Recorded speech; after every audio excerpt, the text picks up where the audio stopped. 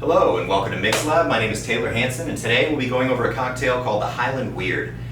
This is a riff on a modern classic called the Lefroy Project, which is a riff on a classic called The Last Word.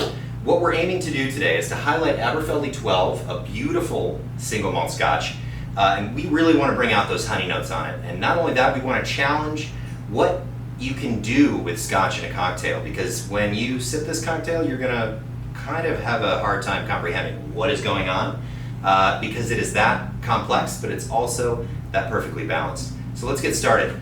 We're going to begin with an ounce of our Aberfeldy 12, and we're going to add that into the shaken tin. This is a citrus cocktail, so we are going to shake it as opposed to stir it, as is the generally good guideline.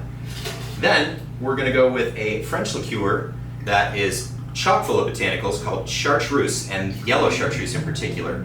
Many of you have probably seen green Chartreuse. Yellow Chartreuse is another iteration of that product, but a little lower in ABV and has a lot more of the saffron and honey notes, which again will complement perfectly with the Aberfeldy as opposed to the anise notes of green Chartreuse.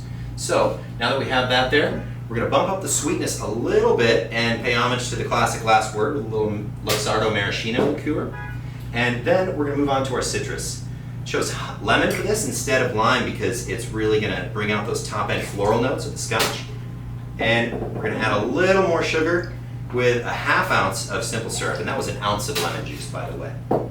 So now that we've got that all in there, we're going to finish it off by dropping a little bit of bitter cube cherry bark vanilla bitters, and that's going to kind of tie everything together and give a extra layer of complexity that will really shock that palate. So we're going to give it a little shake. And as I always like to remind people, we are not just shaking to mix things together, we're shaking to dilute and aerate. So we want that water in there. That's a very important component to the cocktail. So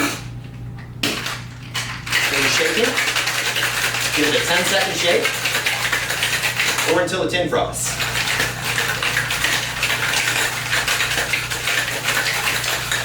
It depends what kind of ice you're using.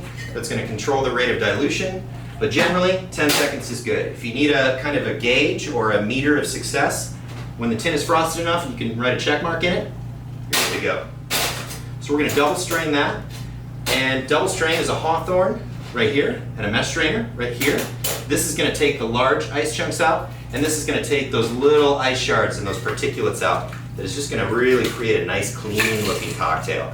Not only drink with your mouth, you drink with your eyes. Now that we've got that there, we're going to put the finishing touches on it by atomizing a little bit of peated scotch. We're using Colila in this iteration. Really anything from Islay will work, anything with a very heavy peat smoke to it, because that is again going to shock the palate and create a layer of complexity that is going to be confusing to some, but as you drink the cocktail, it is going to change, because that smoke is going to stay on the nose and not on the palate. And we're going to add a little flour, just for color, and 2 tastes, always of a cocktail to really get it down. If a taste is an entire size of a cocktail, no one's going to blame you. 2 cocktails.